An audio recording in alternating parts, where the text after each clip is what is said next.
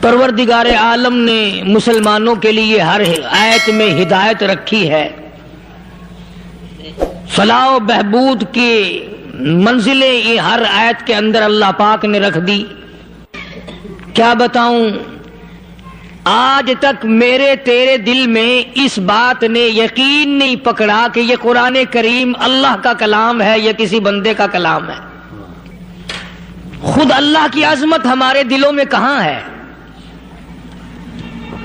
یہ تو اللہ پاک نے سوٹا لے کر اپنی خدائی ہم سے منوا رکھی ہے کہ کسی کی موت بھیج رہا ہے، کسی کو پیدا کر رہا ہے، کسی کو ہسپتال میں پھینک دیتا ہے، کسی کو تڑپتے ہوئے بازار میں لٹا دیتا ہے، کسی کو بھیک مانگتے ہوئے کو تخت شہنشاہی پہ بٹھا دیتا ہے، بادشاہ کا کان پکڑ کر گلیوں میں بھیک کے ٹکڑے منگوا دیتا ہے۔ خدا نے اپنی خدائی یوں منوا رکھی ہے۔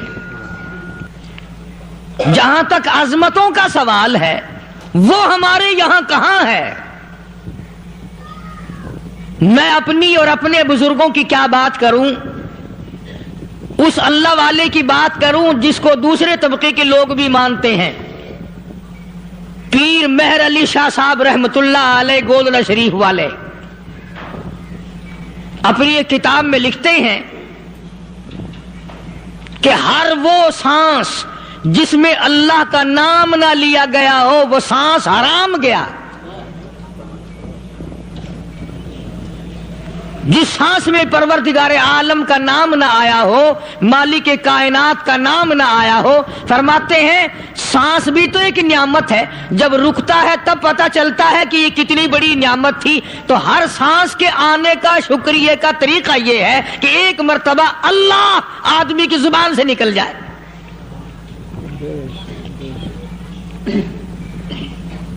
ابھی تو میری تیری نظروں میں اولاد نعمت ہے، کوٹھی نعمت ہے، بنگلہ نعمت ہے، کار نعمت ہے، پیسے نعمت ہے، لیکن اصل نعمت جو سانس آ رہی ہے اس کو جانتے ہی نہیں۔ اس کی سمجھ اس دن لگتی ہے جس دن یہ سانس رکتا ہے، پھر بنتا کچھ نہیں۔ تو قرآن کریم کی ہر صورت میں، ہر آیت میں، ہر پارے میں اللہ تبارک و تعالی جل شانہ نے اپنی ذات و صفات لوگوں کو سمجھائی۔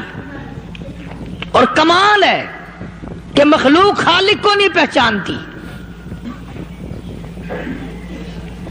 کس طریقے سے سمجھایا جائے؟ اب آپ بالکل ذرا ابتدا کی طرف آئیں۔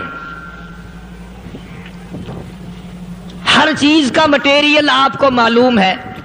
ساری دنیا کہتی آتی ہے کہ گڑ ڈالو تو گڑ کا مزہ آئے گا، شکر ڈالو گے تو شکر کا مزہ آئے گا، جتنا خرچ کرو گے اتنا ہی مزہ آئے گا، ویسا ہی لطف آئے گا۔ یعنی ہر چیز کا جیسا مٹیریل ویسا ہی مال تیار ہوگا۔ کبھی انسان نے بھی غور کیا اپنے مٹیریل کی طرف کہ میں بنا کی چیز سے ہوں؟ کبھی آدمی نے بھی سوچا کہ میرا مٹیریل کیا ہے؟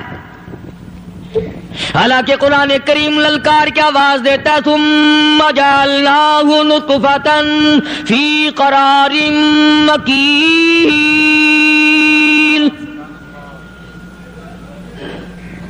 ثم جعلناہ نطفۃ من ماء مہین، میں نے تجھے ذلیل پانی سے بنایا، گندے پانی سے بنایا۔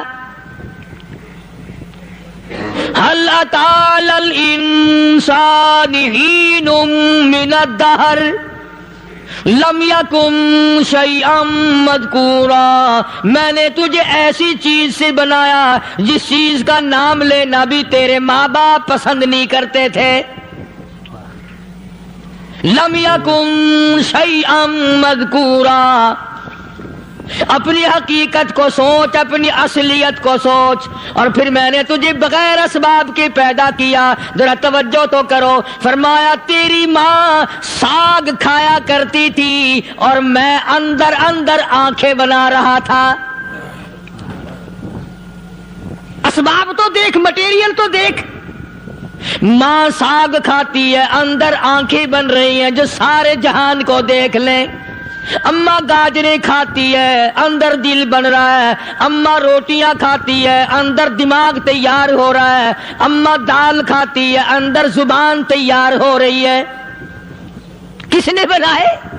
فرمایا آؤ، کبھی تم نے آسمان دیکھ کر تمہاری سمجھ میں میں نہیں آتا، ستاروں سے میں سمجھ میں نہیں آتا، چاند کو دیکھ کر میری خدائی سمجھ میں نہیں آتی، سورج کو دیکھ کر میری خدائی سمجھ میں نہیں آتی، اور چل تو اپنے اصلیت کی طرف تو دیکھ کر مجھے مان جا،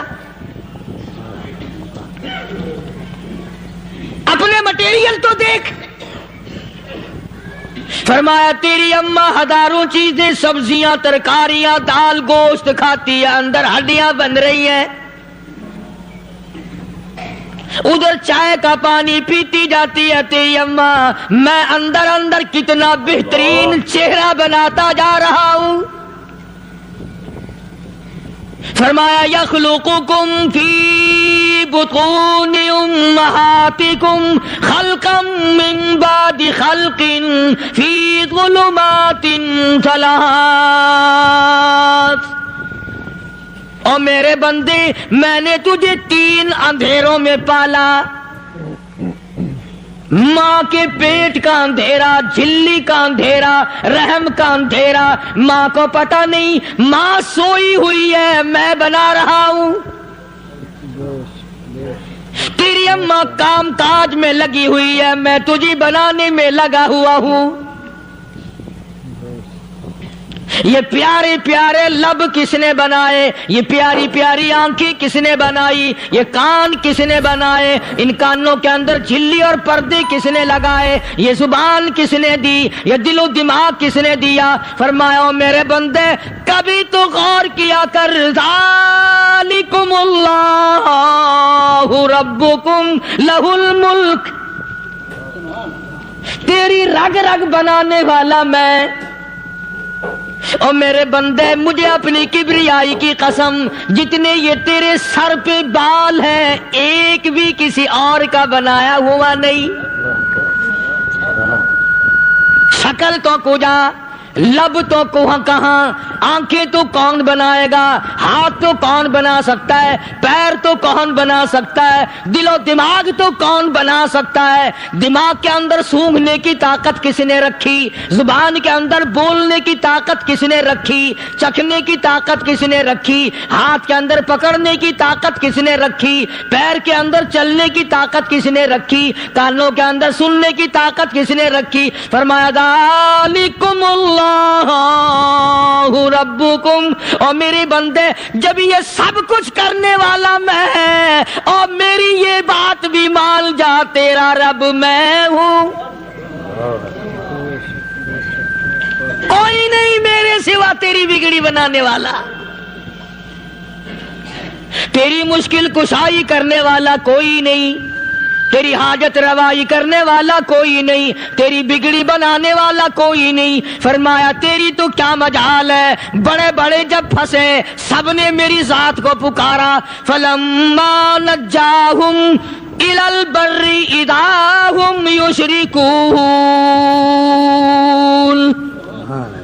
جب آرام پہنچتا ہے، جب میں دولت دے دوں، اولاد دے دوں، مال دے دوں، مقدمے سے بری کر دوں، تندرستی عطا کر دوں، اللہ پاک فرماتے ہیں جب تو یوں کہتا ہوا عدالت سے نکلتا ہے نا، فلاں بزرگ نے مینوں بری کرا دیتا، فرمایا میرا غضب جوش میں آتا ہے، تیرے پیر پکڑ کر پٹک پٹک کے تجھے زمین میں ماروں۔ کیا میں نے نام غیروں کا، تو خود گوارا نہیں کر سکتا، جو تیری ہو وہ کسی سے آنکھ لڑائے، اور میں کیسے گوارا کروں بندہ میرا سر دوسرے کے آگے جھکائے۔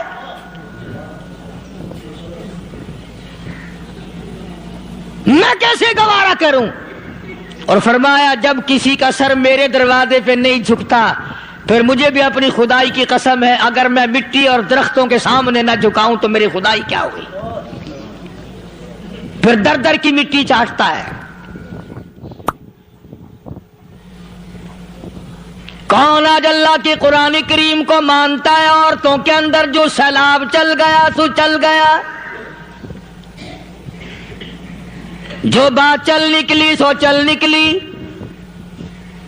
فرمایا یا ایھا الناس،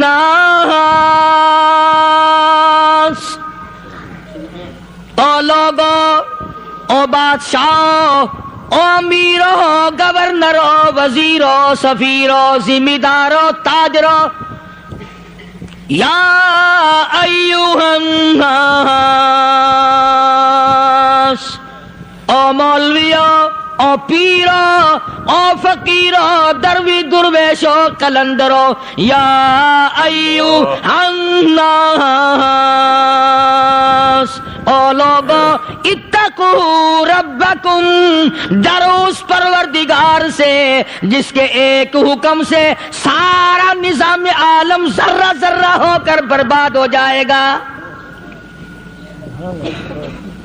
ڈرو اس مالک سے جو ایک منٹ میں بے اولادہ بنا سکتا ہے، ایک منٹ میں کوٹھی کو برباد کر سکتا ہے، ایک منٹ میں تمام نعمتوں کو چھین کر فقیر بنا سکتا ہے۔ بس ہم کہتے ہیں، آپ سنتے ہیں، دل میں یہ باتیں جمتی نہیں۔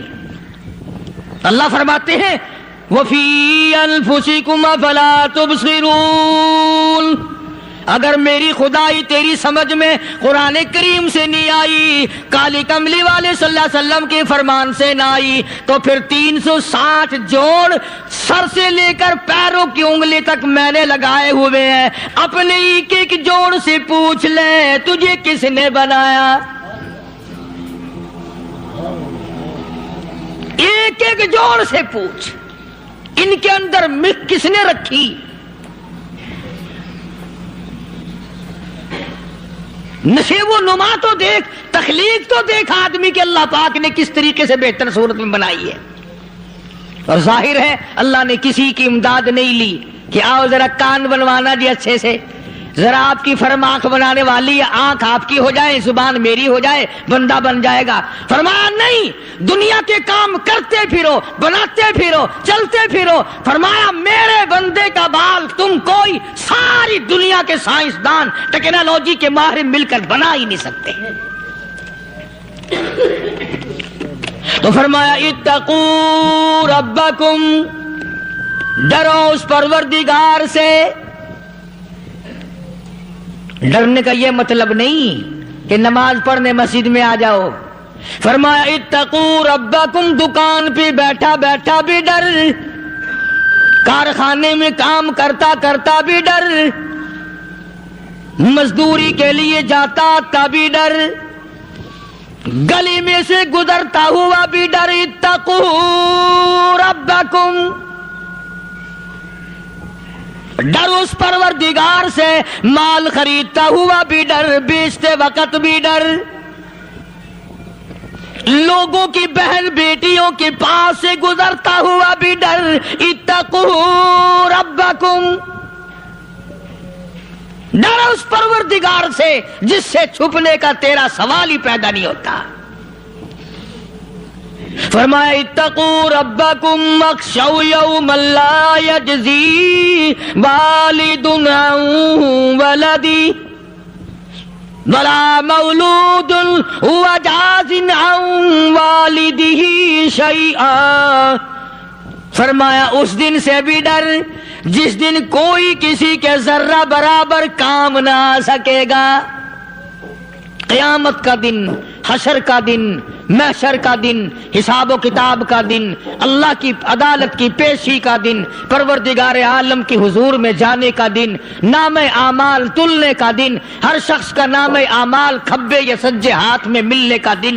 ساری کائنات جانتی ہے کہ قرآن کریم نے صاف صاف یہ بات اعلان کہہ دی کہ وہ ایسا دن ہے کوئی کسی کا نہیں بنے گا۔ اولاد ماں باپ کی بننے کو تیار نہیں ہے، ماں باپ اولاد کے بننے اپنی اپنی میں جو پڑے ہوئے ہیں۔ بیوی خامند کی نہیں بنتی، خامند بیوی کا نہیں بنتا، اپنی اپنی مصیبت میں گرفتار ہے۔ روایت میں یوں آتا ہے، ارشاد ہے محمد عربی صلی اللہ علیہ وسلم کا کہ یہ جو دماغ ہے ناک کے ذریعے بہہ کر باہر نکل جائے گا، سوا نیزے پہ سورج کی تپش، آنکھوں سے خون بہے گا، اہل محشر پناہ پکار اٹھیں گے، اور پھر کوئی 1-2 گھنٹے کی تو بات نہیں، قرآن کریم کی روح سے اور آیت کی صاف وضاحت سے پتہ چلتا ہے 50,000 سال کا ایک دن. ذرا تصور میں تو لاؤ. ارے آج تم نماز کی پرواہ نہیں کرتے, رضائی نہیں اتار سکتے, صبح کو پڑے رہتے ہو, تب تصور میں آئے گی یہ بات کہ 50,000 سال کا دن کیسے گزرے گا.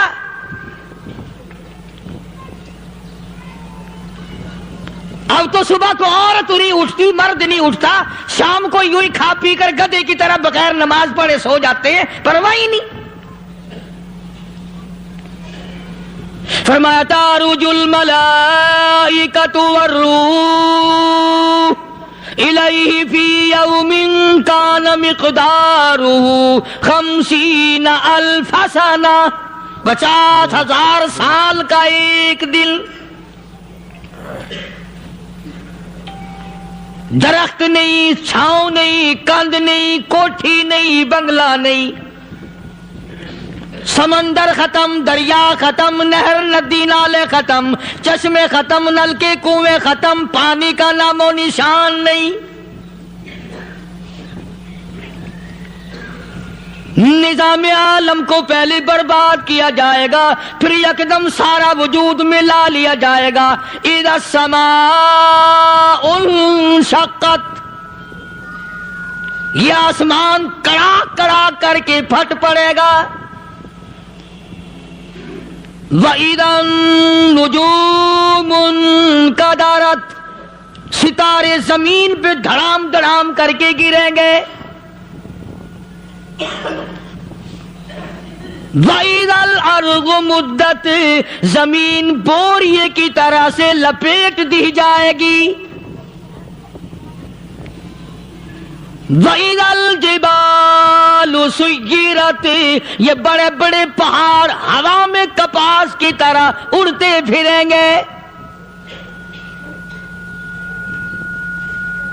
تمام کے تمام علامات قرآن کریم بتا رہا ہے. اور آج مسلمان ہے, میں خود ہوں, آپ ہیں, میں قسم کھاتا ہوں کہ ہمیں خدا کے کلام پہ یقین کوئی نہیں. اگر یقین ہو پھر یہ غفلت. صحابی مدنی کریم صلی اللہ تعالی علیہ وسلم کا ساری رات کروٹیں بدلتا ہے. صبح ہوئی, بیٹی نے پوچھ لیا, ابا جان میں ساری رات دیکھتی رہی, آپ کو نیند نہیں آئی, کیا کوئی تکلیف ہے؟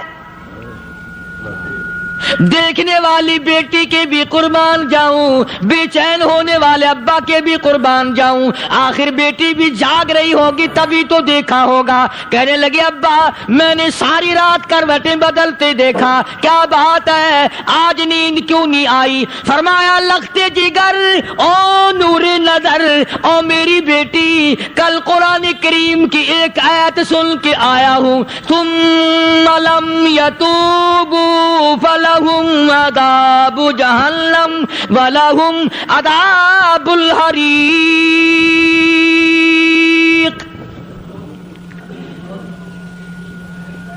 او میری بیٹی, جس نے قرآن کریم کے ذریعے جہنم کی خبر سن لی ہو, جہنم کے انگاروں کی خبر سنی ہو, جس نے جہنم کی تباہ کاریاں سن لی ہو, او میری بیٹی نیند کیسے آئے؟ کیسے نیند آئے؟ امام شافعی رحمت اللہ علیہ اتنے بڑے جلیل القدر ولی کامل ہے, وقت کے امام ہے, پرہیزگار متقی ہے. اپنی بیٹی کو فرمانے لگے لختے جگر تیری آنکھیں بگڑتی چلی جا رہی ہیں, میں دیکھتا ہوں تو ساری رات نیند نہیں کرتی, ساری رات سوتی نہیں, مصلی پہ کھڑی ہو کر قرآن پڑھتی رہتی ہے, تو کچھ نیند کر لیا کر, آنکھوں سے محتاج ہو جائے گی. عرض کرنے لگے ابا جان نیند آتی ہے, بستر پہ لیٹ جاتی ہوں, آنکھ لگنے کو ہوتی ہے, فوراً میرے دل میں خیال آتا ہے شافی کی بیٹی تو نے تو بستر سنبھال لیا, صبح تیری نامعلوم زمین کے اوپر ہوگی یا لاکھوں من مٹی کے نیچے ہوگی. پھر میری نیند اکھڑ جاتی ہے, پھر کھڑی ہو کر خدا کا قرآن پڑھتی ہوں. وہ ساری رات قرآن پڑھا کرتے تھے, اور بدقسمت قوم تمہیں صبح اٹھ کر قرآن کا سپارہ پڑھنے کی توفیق نہیں. ہے مسلمان پر قرآن کا دیدار نصیب نہیں، قرآن کی زیارت نصیب نہیں، گدھے کی طرح کھاتے سو گئے اور گدھے کی طرح صبح اٹھ کر کھانا پینا شروع کر دیا۔ تو رب کے کلام کا اتنا باغی کہ تو دیکھنا پسند نہیں کرتا۔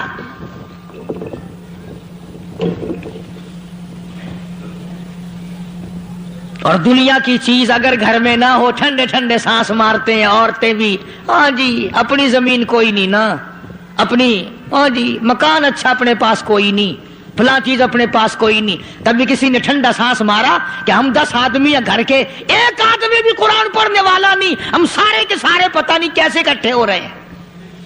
اللہ، اگر دل میں عظمت ہو، ڈاکٹر ہو، افسر ہو، وزیر ہو، آخر ہے تو انسان، ہے مسلمان، ہے مدنی کریم صلی اللہ علیہ وسلم کا امتی، پھر قرآن سے اتنا دور کیوں ہے؟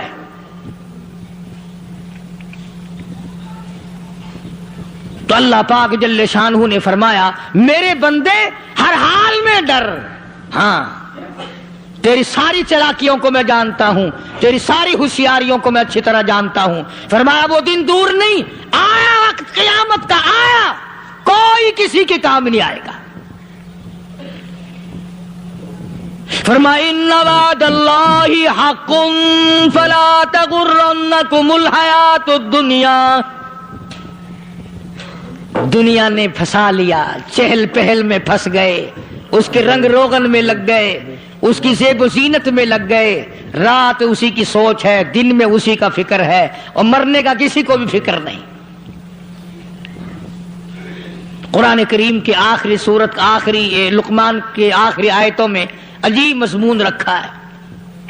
فرمایا ان اللہ عندہ علم الساعۃ وینزل الغیث۔ قیامت کا ٹھیک وقت اللہ کے سوا کوئی نہیں جانتا۔ کسے معلوم ہے ابھی اگلے منٹ میں کیا ہو جائے گا، سیکنڈ میں کیا ہو جائے گا؟ اچھا ایک بات میرے ذہن میں آئی، یہ بڑے بڑے لوگ آپ کو ملیں گے دیہاتوں میں بھی، بازاروں میں بھی، شہروں میں بھی، فلانا بزرگ غیب کی باتیں بتایا کرتا تھا، فلانا ولی یوں بتایا کرتا تھا۔ کبھی یہ بھی تو پوچھنا کہ اس ولی نے کبھی یہ بھی بتایا کہ میں مروں گا کب، کس دن مروں گا؟ جب اپنی موت کا پتہ نہیں تو اور کسی چیز کا کیا پتہ ہے؟ صرف اٹکل پچو تیر لگانے والی بات ہے۔ ابھی چند مہینے ہوئے یہاں میرے پاس نوجوان آئے ملتان شہر سے اور کہنے لگے کہ 25,000 کی چوری ہو گئی ہے، بتا کدھر کون لے گیا، کدھر لے گیا؟ میرے پاس آئے یہاں، میں نے کہا بتا دوں گا پر آدھے لوں گا۔ کہنے لگا نہیں نہیں دیکھا نا جی اتنا تو نہ کرو۔ اور میں نے کہا وہ سارے ہی چلے گئے یار، یقین کرو میں یہاں چارپائی میں بیٹھا ہوں دروازے کے باہر، عصر کے بعد پوری پارٹی آئی اسی شہر کی کہ 25,000 روپیہ گم ہو گیا ہے، بتا کدھر گیا ہے؟ سب لوگ کہتے ہیں قاری حنیف بتاتا ہے، سنو قاری حنیف بتاتا ہے، ٹیلا کرا دوں گا میں۔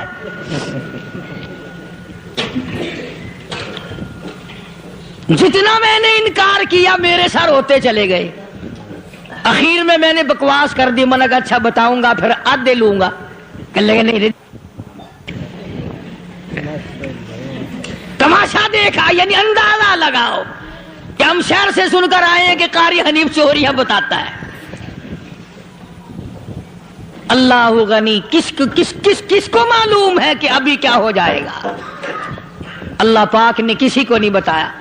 فرمایا ان اللہ عندہ علم الساعۃ وینزل الغیث۔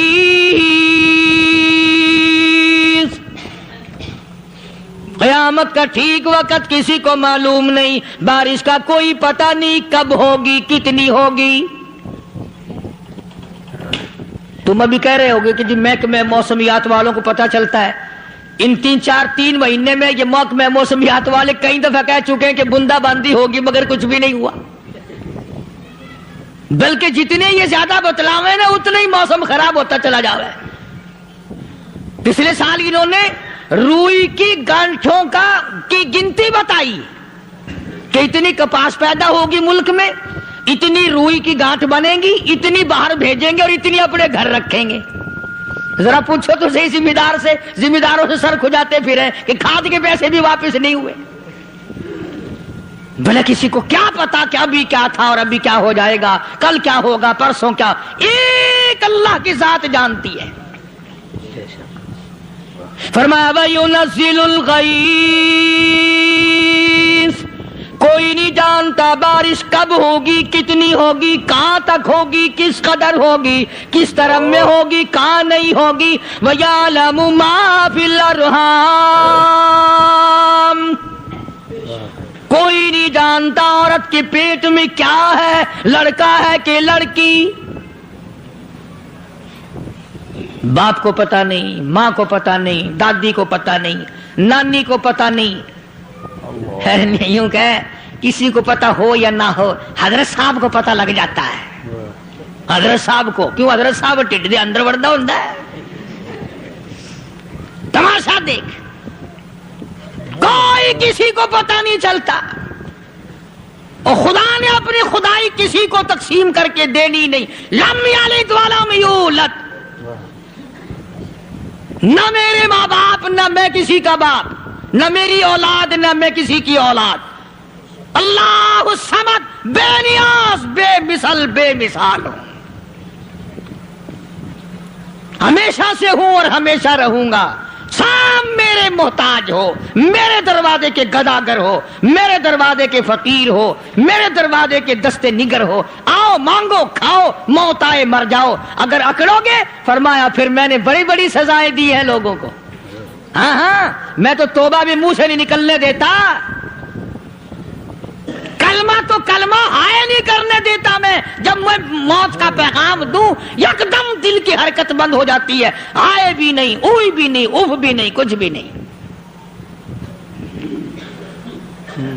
فرمایا وَيَعْلَمُ مَا فِي الْأَرْحَامِ, کسی کو پتا نہیں عورت کے پیٹ میں کیا چیز ہے. دیکھو نا, جس نے 9 مہینے بچہ پیٹ میں رکھا, جب بچہ پیدا ہوتا ہے نا, خود ماں بھی کان لگاتی ہے, بتائیں گی لڑکا ہے کہ لڑکی ہے. بےتابی سے انتظار کرتی ہے, بڑی بے قراری سے انتظار کرتی ہے عورت کہ یہ دائی بول لے, کوئی اور پاس والی بول لے, کوئی اور چھوٹی بڑی گھر کی عورت بول کے بتائے کہ لڑکا ہے کہ لڑکی ہے.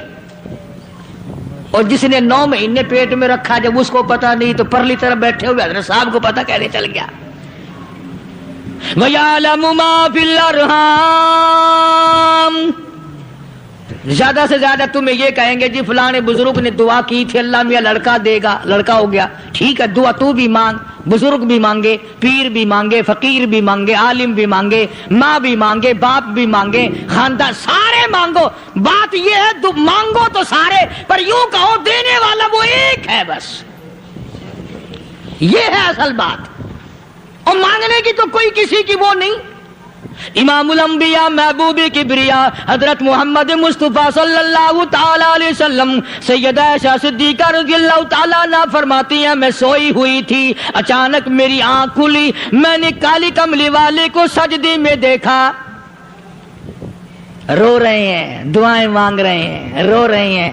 حضرت عائشہ فرماتی ہیں اللہ اکبر, فرماتی ہیں اتنے روئے سرکار مدینہ صلی اللہ علیہ وسلم, سانس رک گیا, سانس گھٹ گیا آپ کا. حضرت عائشہ فرماتی ہیں میں اپنا جگر پکڑ کے بیٹھ گئی, کہیں آج بیوہ تو نہیں ہو جاؤں گی. نبی نے اتنا مانگا, اتنا مانگا, اتنا مانگا, اس کائنات میں مانگنے والا کوئی آیا ہی نہیں.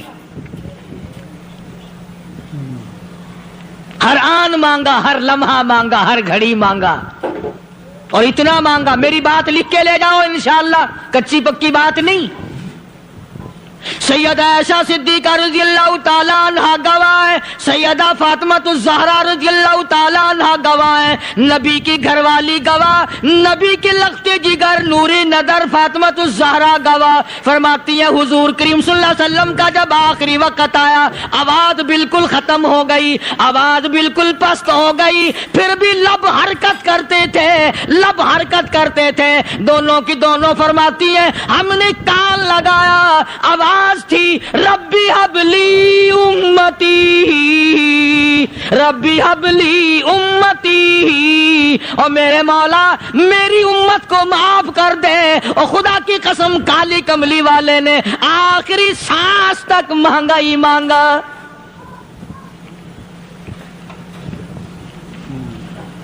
چاہے تیرے لیے مانگا, امت کے لیے مانگا, مگر ہر وقت مانگا. اور یوں فرمایا کہ میدان حشر میں جب لوگ چاروں طرف سے پریشان ہو کر, عاجز ہو کر, تنگ ہو کر, دھکے کھا کر, ذلیل ہو کر انبیاء علیہ الصلوۃ والسلام کے مشورے سے جب حضور کریم صلی اللہ علیہ وسلم کے دربار میں آئیں گے, مشکاۃ شریف میں حدیث موجود ہے, ارشاد حضور کریم صلی اللہ علیہ وسلم کا, فرمایا لوگ مجھے سفارش کے لیے کہیں گے اللہ اکبر کبیرہ. تو یوں فرمایا, یہ نہیں فرمایا کہ میں اللہ میاں کو ٹیلی فون کروں گا کہ دیکھنا ذرا خیال کرو امت آ رہی ہے میری, یا امت کو یہ کہے کہ رکا لے جاؤ, بلکہ یوں فرمایا جیسے امت آ کر کے مجھے پریشان کرے گی میں سجدہ کروں گا, میں سجدہ کروں گا. اس وقت بھی سر میرا در تیرا, جھولی میری عطا تیری. اور حدیث پاک کا اگر مضمون پڑھ کر دیکھو سارے مضامین حل ہو جائیں. یوں فرماتے ہیں خود حضور کریم کہ میں اتنا لمبا سجدہ کروں گا اس وقت قیامت میں, اتنا لمبا سجدہ کروں گا کہ 7 دن 7 راتیں کا وقت 1 ہفتے کے برابر وقت لگ جائے گا, میں سر سجدے سے نہیں اٹھاؤں گا.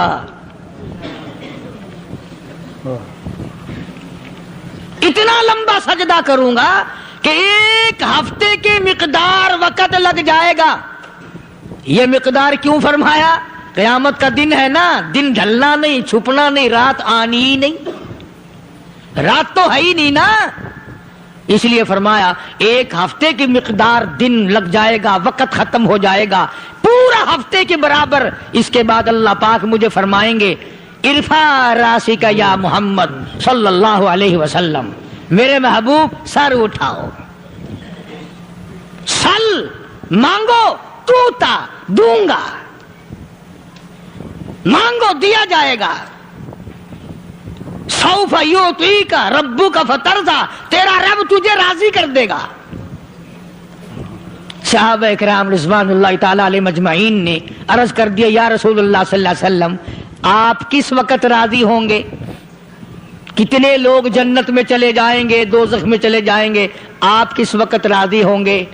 خدا کی قسم اس محسن کائنات کا کیا کہنا کالی کملی والے نے جو ہم پر مہربانی فرمائی.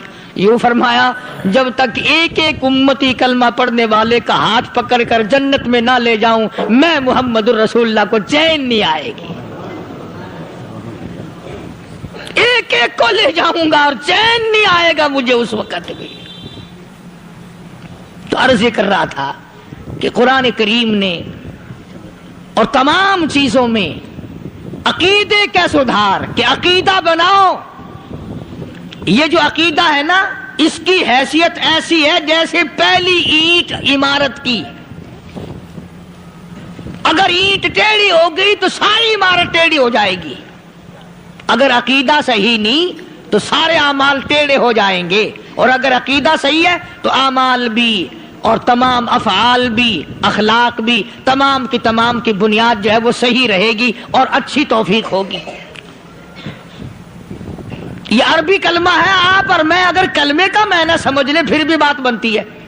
یہی تو معنی لا الہ الا اللہ, کوئی نہیں, بگڑی بنانے والا کوئی نہیں, حاجت روا کوئی نہیں, مشکل کشا کوئی نہیں, تیرا ہاتھ پکڑنے والا کوئی نہیں, مجھے اور آپ کو اولاد دینے والا کوئی نہیں, بیوی بچے دینے والا کوئی نہیں, یہ ہر روز روٹی کھلانے پانی پلانے والا اس کے سوا کوئی نہیں, الا اللہ, ایک اللہ کی ذات ہے. اور فرمایا کہ یہ بتایا کس نے کہ یہ سب کچھ کرنے والا کون ہے؟ محمد الرسول اللہ صلی اللہ علیہ وسلم, کہ ہمارے آقا اور مولا حضرت محمد الرسول اللہ صلی اللہ علیہ وسلم نے بتایا.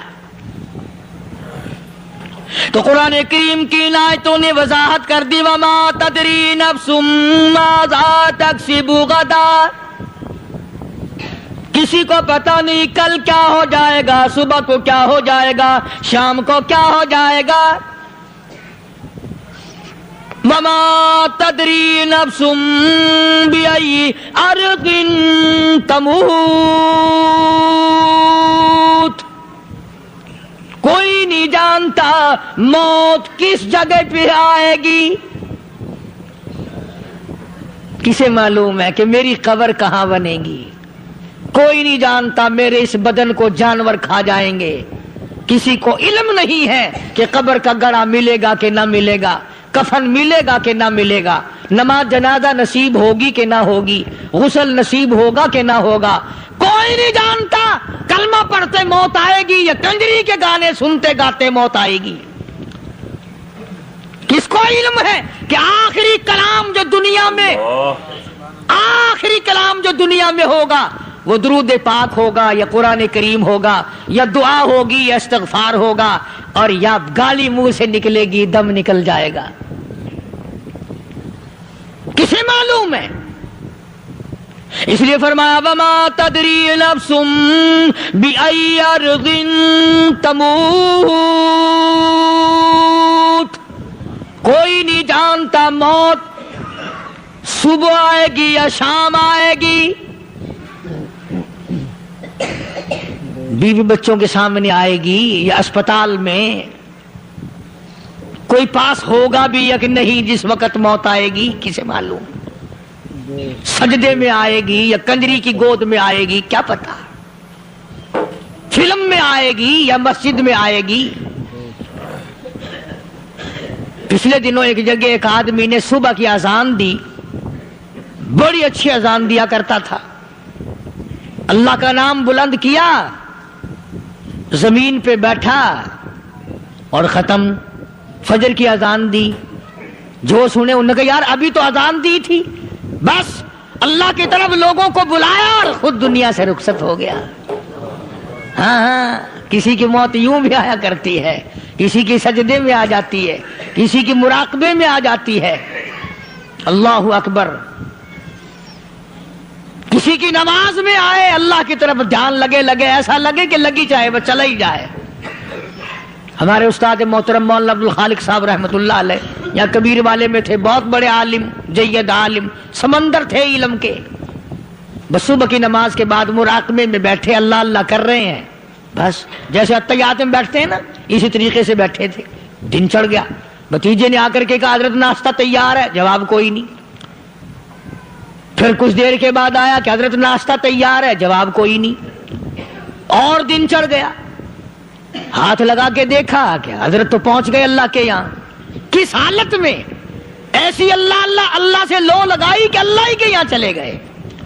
اور ان اللہ والوں کے پاس اس نیت سے لگا کرو میری آخرت بن جائے، میری قبر بن جائے، میرا آخری کلام جو دنیا میں ہو وہ کلمہ ہو، استغفار ہو، درود پاک ہو، قرآن کریم ہو، پھر تو مزہ ہے. اور اگر ہائے ہائے ہائے ہائے کرتے مر گئے تو کیا ہوا؟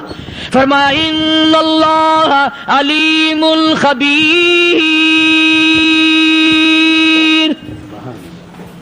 میں خدا کی ذات تمام چیزوں سے واقف ہوں. مجھے تو پتا ہے نا، تیرے ایک ایک سانس کا پتا ہے، تیری رگ کے ایک ایک خون کے قطرے کا مجھے پتا ہے. اسی لیے کہا کرتا ہوں کہ عادت ڈال لو درود شریف پڑھتے ہوئے چلنے پھرنے کی، کلمہ کلام پڑھتے ہوئے چلنے پھرنے کی، استغفار کرتے ہوئے چلنے پھرنے کی. پہلے زمانے میں جب ٹھوکر لگتی تھی تو لوگ سبحان اللہ کہتے تھے، اللہ اکبر، استغفر اللہ. اب گالی منہ سے نکلتی ہے، اب گالی منہ سے نکل رہی، گالیاں بکتے ہوئے لوگ مر رہے ہیں. حضرت معاذ بن جبل رضی اللہ تعالیٰ عنہ مدینے پاک میں بیمار ہے، آخری وقت ہے. صحابہ کی ایسی ایسی موت آیا کرتی تھی. چاروں طرف جتنے گھر والے بیٹھے ہیں، اماں بھی، بیٹی بھی، گھر والی بھی، بہن بھی، بھائی بند بھی، قبیلہ بھی، خاندان بھی. مدینہ شہر ہے، کالی کملی والے کا شہر ہے. حضرت معاذ بن جبل کا آخری وقت ہے. چاروں طرف بیٹھنے والے بھی تلاوت کر رہے ہیں قرآن کریم کی، خود معاذ بن جبل بھی تلاوت فرما رہے ہیں. اچانک حضرت معاذ رضی اللہ تعالیٰ عنہ رونے لگے. روئے حضرت معاذ. یہ وہ جوان ہے جس کو رخصت فرمانے کے لیے یمن کا گورنر بنا کر کے بھیجا حضور صلی اللہ علیہ وسلم نے. حضور صلی اللہ علیہ وسلم اس کو روانہ فرمانے کے لیے کئی میل پیدل تشریف لے گئے. ہاں حضور کے صحابہ. تو معاذ بن جبل جب رونے لگے تو گھر والوں نے پوچھا کیوں؟ کوئی بیٹھا ہوگا نا. کہنے لگا ڈر گئے؟ موت سے ڈر رہے ہو؟ موت سے ڈر کے رو رہے ہو؟ حضرت معاذ کہنے لگے نہیں، موت سے کیا ڈرنا، میں کیوں ڈروں موت سے؟ اس نے تو آنا ہی آنا ہے، میں نہیں ڈرتا. انہوں نے کہا پھر رویا کیوں رو رہے ہو؟ اللہ اکبر. صحابی کہتا ہے میرے دل کی تمنا میرے دل میں رہی، میری آرزو پوری نہ ہو سکی، میری حسرت میرے دل میں رہی، میرا شوق پورا نہ ہو سکا، میری آرزو پوری نہ ہو سکی، میری تمنا پوری نہ ہو سکی. بستر پہ موت آ رہی ہے اس لیے رو رہا ہوں. اے کاش رمضان کا مہینہ ہوتا، میں روزے دار ہوتا، گرمی کا موسم ہوتا، مجھے سخت پیاس لگی ہوتی، کفار سے مقابلہ ہوتا، میدان جہاد اور جنگ ہوتا، میں کئی کافروں کو قتل کر دیتا، پھر وہ مجھے قتل کر دیتے، میری زبان کاٹ لیتے، میری اللہ کے یہاں پیشی ہوتی، میرا رب مجھ سے پوچھتا معاذ دنیا سے کیا لایا؟ میں عرض کرتا الہی بولوں کیسے، تیری راہ میں زبان کٹا کے آیا ہوں اور روزہ رکھ کر آیا ہوں، تیرے محبوب کے حوض کوثر کے پانی سے روزہ افطار کروں گا. کہتا اس لیے رو پڑا ہوں کہ بستر پہ موت آ رہی ہے. ڈر کس چیز کا؟ یہ نہیں ڈرا کرتے تھے. حضرت ابو ایوب انصاری سب قید رضی اللہ تعالی عنہ. اللہ اکبر، کتنا بڑا مقدرہ والا جوان ہے. مدینے پاک میں حضور کریم صلی اللہ علیہ وسلم نے اسی کے یہاں ڈیرا لگایا. آخری وقت ہے، بیمار ہے ابو ایوب انصاری. مدینے سے صحابہ جنگ کے لیے چلے. صحابہ کی تمنائیں دیکھو. ہم جتنے بیٹھے ہماری تمنا تو یہی ہے نا، کاروبار بڑھ جائے، مکان دکان کا ساز و سامان بڑھ جائے، یہ مل جائے وہ مل جائے، یہ ہو جائے وہ ہو جائے. ابو ایوب انصاری بیٹھے ہوئے دیکھ رہے ہیں صحابہ سواریوں پہ پیدل تلوار نیزے تیر لے کے چلے. ابو ایوب انصاری کہنے لگے کہاں چلے ہو؟ کہ جہاد فی سبیل اللہ کے لیے. کہنے لگا مجھے بھی لے چلو. سمجھ رہے ہیں آپ سارے؟ فرمایا مجھے ساتھ لے چلو. کہا کمال ہے، بیمار آدمی اور جنگ میں بیمار کا کیا کام ہے، کیا کرو گے؟ نے کہا مہربانی کرو، احسان کرو مجھ پر، مجھے ساتھ لے کے چلو. خدا کے بندے بیمار ہے، کرے گا کیا میدان جہاد میں؟ کہنے لگا تم تو بیمار کی بات کر رہے ہو، مجھے ساتھ لے چلو اونٹ پہ ڈال کر. توجہ کرنا ذرا، آخری بات میرے یاد آئی ہے بتانے لگا ہوں. ابو ایوب انصاری حضور کا میزبان مدینے والا کہتا ہے میں بیمار ہوں، مجھے اونٹ پہ ڈال کے لے چلو، اور اگر میری راستے میں موت آ جائے پھر بھی میری لاش کو ساتھ لے جانا. جہاں کفر اور اسلام کا جنگ ہوگا، مقابلہ ہوگا، اس میدان میں میری لاش کو پھینک دینا. شاید کسی مجاہد کی سواری کا پیر میرے اوپر آ جائے، میں بھی قیامت میں اللہ کے حضور میں کہوں گا یا اللہ تیرے میدان جہاد سے اٹھ کے آیا ہوں. میں بھی اندازہ لگا ابو ایوب انصاری کی تمناؤں کو دیکھ، حسرتوں کو دیکھ. فرمایا مجھے ساتھ لے چلو، اگر میری موت آ جائے تو لاش کو بھی پھینکنا نہیں، دفن راستے میں نہ کرنا، ساتھ لے چلو، وہاں میدان میں ڈال دینا، اور اسلام کے لیے جو لڑنے والے ہوں، کفر کو مٹانے والے ہوں، ان کے پیر میرے اوپر آ جائے، میں کامیاب ہو جاؤں گا.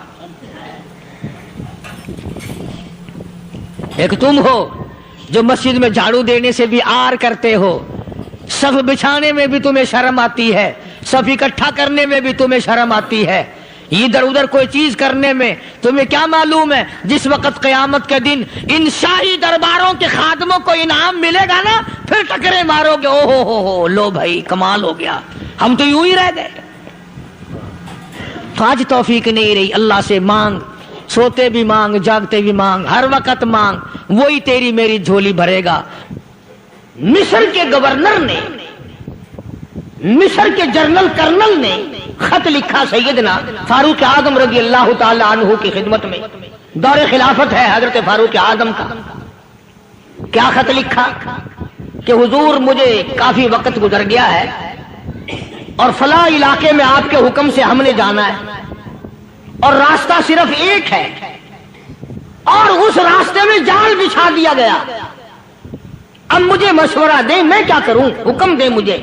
جال کیا بچھا دیا گیا کہ ہمیں پتا چل گیا ہے عیسائیوں نے پروگرام بنایا, سینکڑوں لڑکیاں تلاش کر کر کے بڑی خوبصورت حسینہ اکٹھی کی ہیں, ان کو گانے بجانے کی ٹریننگ دی ہے, ان کو اچھی اچھی آوازوں والی لڑکیاں ڈھونڈ کے لائے ہیں, اور انہوں نے یہ پروگرام بنایا کہ جب مسلمانوں کی فوج اس گلی سے گزرے گی ان کوٹھوں کے اوپر چڑھ کے گانا بجانا کریں گے تاکہ ان کے دل میں بدماشی آئے اور ان کا بیڑا غرق ہو.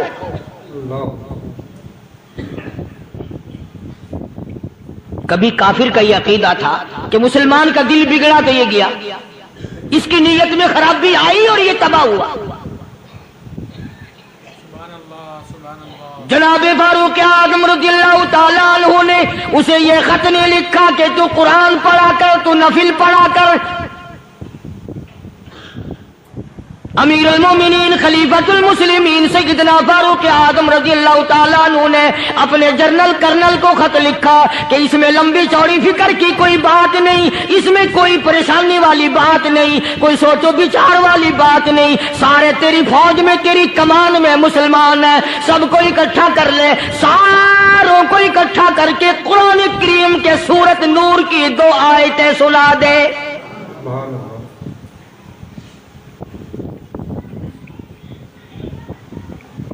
یہ بھی نہیں فرمایا کہ سزا سناؤ, اتنے کوڑے لگیں گے, جو خلاف کرے گا یوں قید ہوگی, یہ کورٹ مارشل کر دیا جائے گا, کچھ نہیں. جناب فاروق اعظم رضی اللہ تعالیٰ عنہ کی رائے دیکھو, ان کے خیال میں قرآن کریم میں اتنی بڑی طاقت ہے, اتنی بڑی عظمت ہے, اتنی بڑی کرامت ہے, کلام الہی میں اتنا بڑا شرف ہے.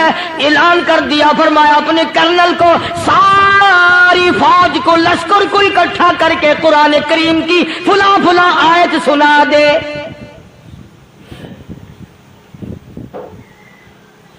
اور اس کے بعد بے دھڑک فوج کو, لشکر کو اسی راستے سے گزار کے لے جا, بے دھڑک لے جا. ہائے کبھی قرآن کی 2 آیتوں سے کام بن جاتا تھا, اب سارے قرآن سے میرا تیرا کام نہیں بنتا. چنانچہ مصر کے کرنل نے, مصر کے جنرل نے ساری فوج کو اکٹھا کر لیا. اس نے بھی یہ بات تو نہیں کہی کہ فاروق اعظم کو دوبارہ خط لکھتا کہ حضرت یہ تو 2 آیتیں آپ نے لکھی, یہ تو سارا قرآن روز پڑھتے ہیں, پر بنے گا کیا. جیسے فاروق اعظم کا یقین تھا, فاروق اعظم کی فوج کے کرنل کا بھی یقین ہے, فاروق اعظم کے فوج کے جنرل کا بھی یقین ہے. اس نے ساری فوج کو اکٹھا کیا, لشکر کو جمع کیا, اور اس کے بعد کہنے لگا قل للمؤمنین یغضوا من ابصارکم ویحفظوا فروجہم ذالک ازکی لہم ان اللہ خبیر بما یصنعون. او لوگو, خدا تمہیں کہتا ہے اپنی آنکھوں کی حفاظت کرو, اگر تمہاری نظریں غلط جگہ پڑی اپنی عزت کی حفاظت کرو, اپنی آبرو کی حفاظت کرو. اگر غلط نظریں پڑی, غلط استعمال ہوئی, ان اللہ خبیر بما یصنعون,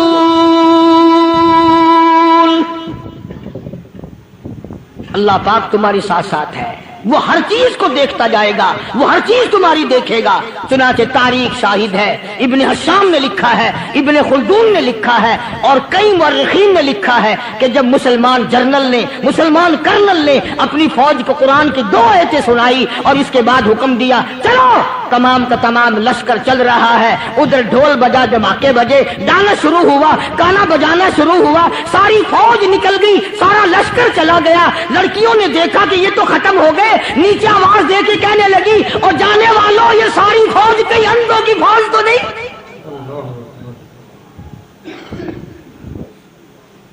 یہ حسن کا نظارہ اور یہ ڈانس اور یہ آواز، ہم ناچ ناچ کے تھک گئی، کوئی سر نہیں اٹھاتا۔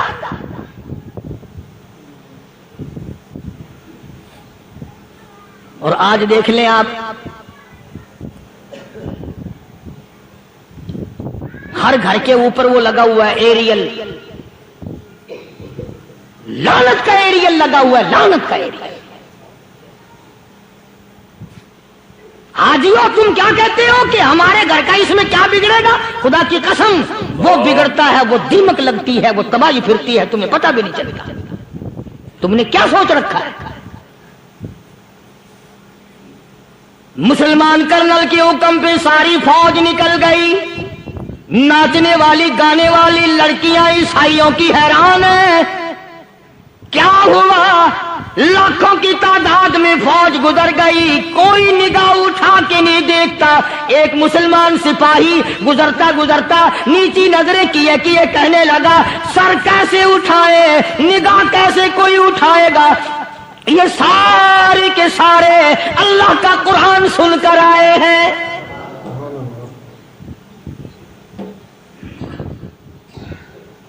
کیسے کوئی نگاہ اٹھائے گا؟ کیسے کوئی سر کو اٹھائے گا؟ یہ سارے کے سارے اللہ کا قرآن سن کر آئے ہیں۔ ان کا عمل ہوا نا قرآن پہ، ان کے عمل کا کتنا بڑا اثر پڑا۔ مورخین نے لکھا، ابن حشام لکھتا ہے عیسائی لڑکیوں نے چھلانگے لگا دی، کوٹھی سے نیچے آ گئی، کہنے لگی عام مسلمانوں وہ قرآن ہمیں بھی سنا کے جاؤ جس میں اتنی اسپرٹ ہے، اتنی طاقت ہے، جو حسن کے نظارے سے روک دے، جو گانے بجانے سے روک دے۔ یہ تو آدمی کے دل کا سکون ہے، نہ گانا سنتے ہو نہ حسن کا نظارہ کرتے ہو، جاتے والے یوں نہ جاؤ، ہمیں بھی وہ قرآن سنا کے جاؤ۔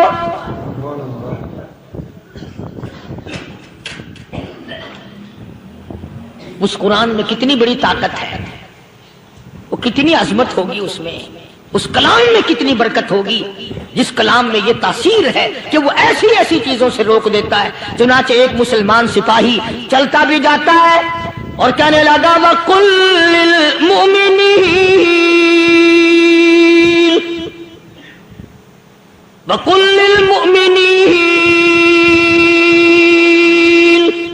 قرآن کی آیت پڑھ کے سنائی، سینکڑوں نہیں بے شمار لڑکیاں ایک مسلمان کی زبان سے اللہ کا قرآن سن کے کہنے لگی اور جانے والوں چھوڑ کے نہ جاؤ، ہمیں بھی کلمہ پڑھاؤ۔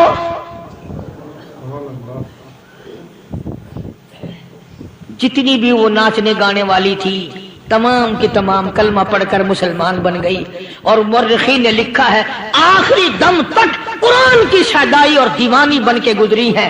پھر وہ لڑکیاں جو رات دن حسن و جمال کا پیکر بنی رہتی تھی، علماء نے لکھا ہے جب موت آئی ایک ایک کے بدن میں کپڑے لباس میں موت آئی تو 50-50 ٹاٹی لگی ہوئی تھی۔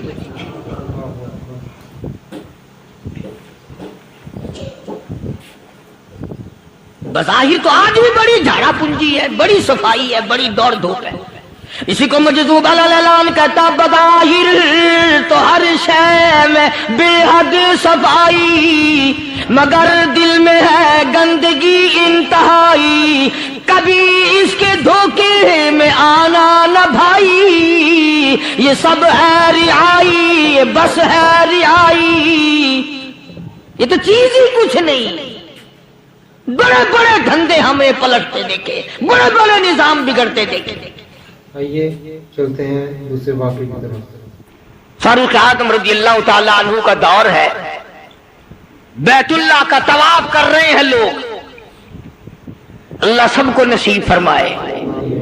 خانہ کعبہ بیت اللہ کا طواف کر رہے ہیں، بہت بڑی عظمت والی چیز ہے جس کو اپنے گھر کا طواف نصیب کرتے ہر ایک کو نہیں ملتا۔ ارشاد فرمایا مدنی کریم صلی اللہ تعالی علیہ وسلم نے، جس نے میرے گھر کا طواف کیا میں سمجھتا ہوں میرے چاروں طرف چکر لگایا۔ سبحان اللہ۔ طواف ہو رہا تھا، ایک شہزادہ بھی طواف کر رہا تھا، اس کی چادر نیچے لٹک رہی تھی، وہ جو احرام کی چادر تھی وہ لٹکی ہوئی تھی، تو کسی کا پیر آ گیا اس کی چادر پہ، اس کی گردن میں جھٹکا لگ گیا۔ کسی دوسرے طواف کرنے والے کا پیر آ گیا۔ طواف بڑی عجیب شے ہے۔ علماء نے لکھا ہے کہ ایک آدمی طواف کر رہا تھا،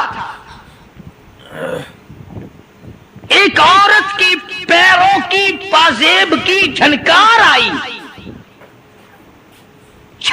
آئی پیروں کے زیور کی۔ طواف کرتا کرتا اس کی طرف دیکھنے لگا۔ علماء نے لکھا ہے کہ رکن یمانی کے پاس سے بیت اللہ سے ایک ہاتھ نکلا اور زور سے منہ پہ تھپڑ مارا۔ طواف میرا کرتے ہو، دیدار غیر کا کرتے ہو، آنکھ نکل کے وہ جا کے پڑی۔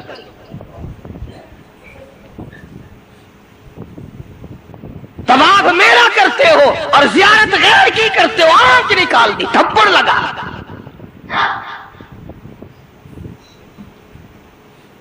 تو شہزادے کی چادر پہ جب کسی کا اچانک پیر آ گیا تو جھٹکا لگا اس کی گردن میں۔ اس نے جو مڑ کے دیکھا تو غریب آدمی نظر آیا، بدوی، ایک دیہاتی، مارا زور سے تھپڑ اس کے منہ پہ شہزادے نے، اس کے 2 دانت ٹوٹ گئے۔ کہ تم نے میری چادر دبا دی، میری گردن میں جھٹکا لگ گیا، تم نے چادر دبائی میری۔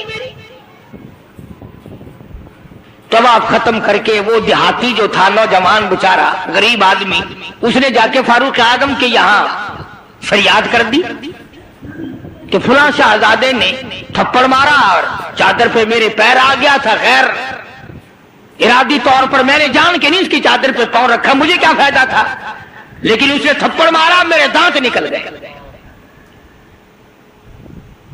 وہ تو فاروق اعظم کا زمانہ تھا، کہ آج کل کا دور تو تھا نہیں کہ اچھا بھائی کمیٹی بنائیں گے ایسی بھی جو تھپڑ مارنے والوں کو پوچھا کرے گی کہ تم نے تھپڑ کیوں مارا۔ بس وہ سب کمیٹی بنتی ہے، پھر آگے چلتی ہے، کام پورا نہیں ہوتا، وہ کمیٹی ختم ہو جاتی ہے۔ ہر چیز کی کمیٹی ہے، پتہ ہی نہیں کس نے تجھے سبق دیا۔ سڑک بنانے کی کمیٹی، قانون بنانے کی کمیٹی، تمام غیر ملکوں میں آنے جانے کے انتظامات کی کمیٹی، حج کمیٹی، فلانی چیز کی کمیٹی، ایک لفظ یاد ہو گیا، کرنا کرانا کچھ نہیں۔ سیدنا فاروق اعظم شہزادے کو طلب کر لیا اور فرمایا یہاں کھڑے ہو جاؤ، تم نے اس نوجوان کو بیت اللہ کے قریب تھپڑ مارا، تماچا مارا اس کے منہ پہ، لگا اس نے جب یہ بات سنی، وہ شہزادہ جو تھا وہ مسلمان ہوا تھا، کہنے لگا فاروق اعظم شاید آپ نے مجھے پہچانا نہیں، شاید آپ نے مجھے پہچانا نہیں، میں تو جبلہ ابن اوہم ہوں، میں تو بہت بڑا آدمی ہوں، میں کوئی دیہاتی ہوں، کوئی عام آدمی ہوں جو فوراً آپ بدلہ دلوا رہے۔ نے کہا میں تو شہزادہ ہوں، نے کہا ہاں ٹھیک ہے شہزادہ ہے، کہ میں تو اتنا بڑا آدمی ہوں، کہ ٹھیک ہے تو اتنا ہی بڑا آدمی ہے، میں تو جبلہ ابن اوہم ہوں، کہ ہاں تو جبلہ ابن اوہم ہے، مگر یہاں کھڑا ہو جا، یہ تجھے تھپڑ مارے گا۔ کمال ہے، میں اتنا بڑا آدمی اور یہ 2 ٹکے کا آدمی مجھے تھپڑ مارے گا کہ ہاں مارے گا؟ تمہارے یہاں چھوٹے بڑے کی کوئی تمیز نہیں کہ ہاں لا الہ الا اللہ محمد الرسول اللہ صلی اللہ علیہ وسلم پڑھنے والا یہاں سب ایک ہے،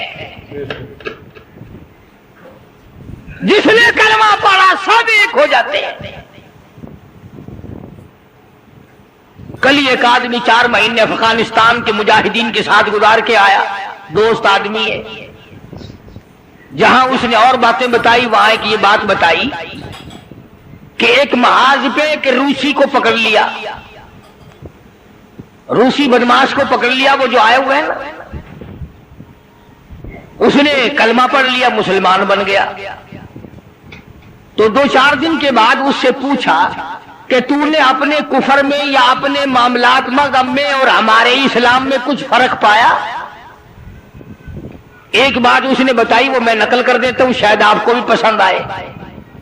جتنے کہ وہ مسلمان بنا اتنے کی بات اسے محسوس ہوئی، کہنے لگا میں اپنے منہ میں بڑا ٹوتھ پیسٹ مارتا تھا، بڑا برش مارتا تھا، بڑی منجن مارتا تھا اور میرے منہ کی بدبو نہیں جاتی تھی، جب سے میں نے تمہارا کلمہ پڑھا میرے منہ کی بو ختم ہو گئی، بالکل میرے منہ میں سے بدبو نہیں آتی، ورنہ میں خود تنگ تھا۔ اندازہ لگاؤ، لا الہ الا اللہ محمد الرسول اللہ پڑھنے سے اگر ایک روسی کافر کے منہ کی بدبو ختم ہو سکتی ہے تو کیا میرے تیرے جہنم کے سلگے ہوئے وہ لا الہ الا اللہ محمد الرسول اللہ پڑھنے سے جہنم کے انگارے نہیں بجھ جائیں گے؟ تو فاروق اعظم رضی اللہ تعالیٰ عنہ نے فرمایا کہ بھائی یہاں بدلہ دینا پڑے گا، یا کوئی چھوٹے بڑے کی بات نہیں۔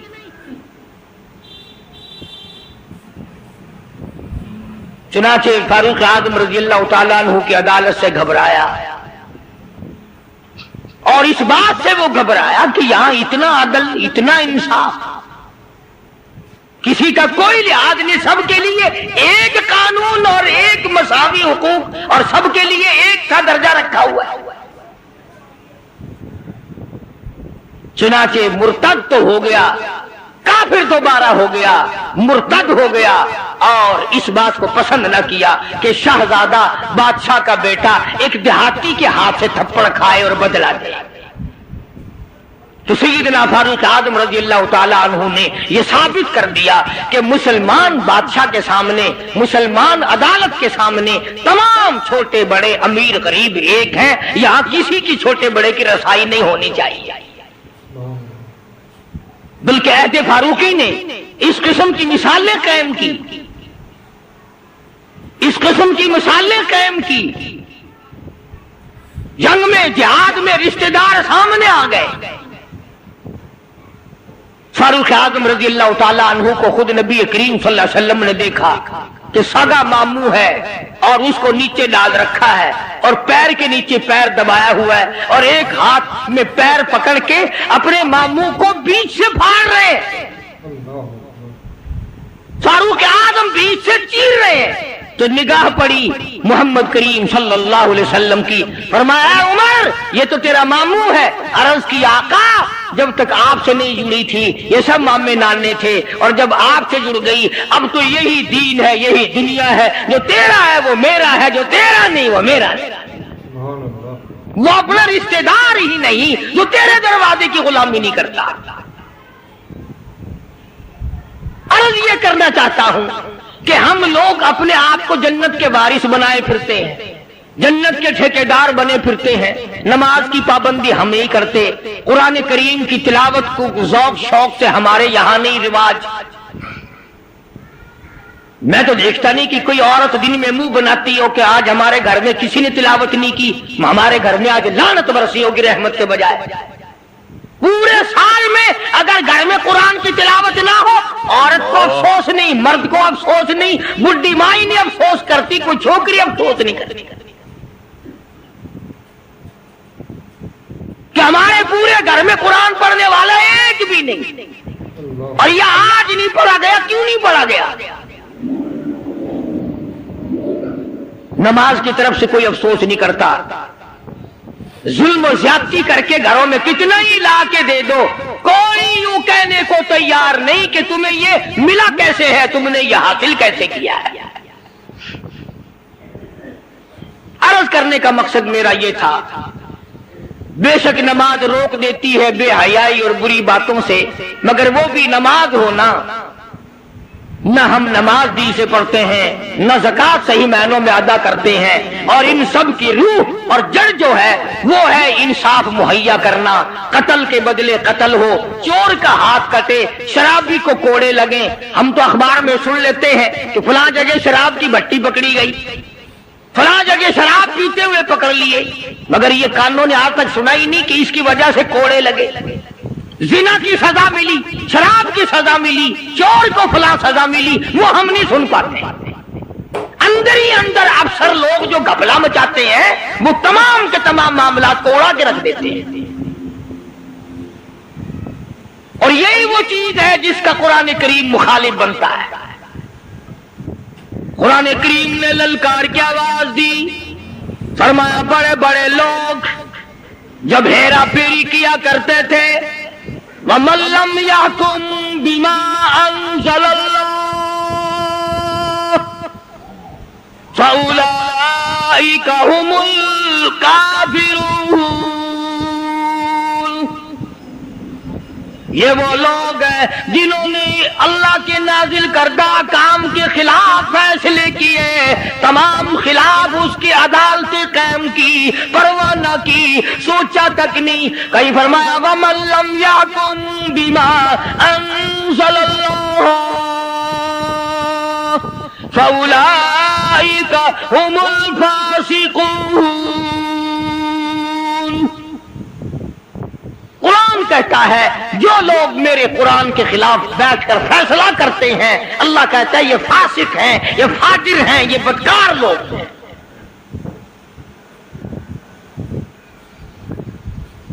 میرا عرض کرنے کا مطلب منشا یہ ہے کہ ہم ایک طرف سے اپنا دامن صاف کرتے ہیں تو دوسری طرف سے گندگی آلود رہ جاتا ہے۔ اگر مرتے وقت یہ حال ہوا تو ناکام ہو کر کے مرے۔ صحابہ کرام نے ان تمام گتھیوں کو پہلے سلجھایا اور اپنی زندگی کو ایسے بنایا کہ مرتے وقت صحابہ کرام کی طرف کوئی انگلی نہیں اٹھا سکتا تھا۔ ماشاءاللہ ماشاءاللہ، سبحان اللہ سبحان اللہ۔ دوستو کیسا لگا ہمارا یہ بیان پسند آیا ہو تو لائک کرے، شیئر کرے اور سبسکرائب کرنا نہ بھولیں۔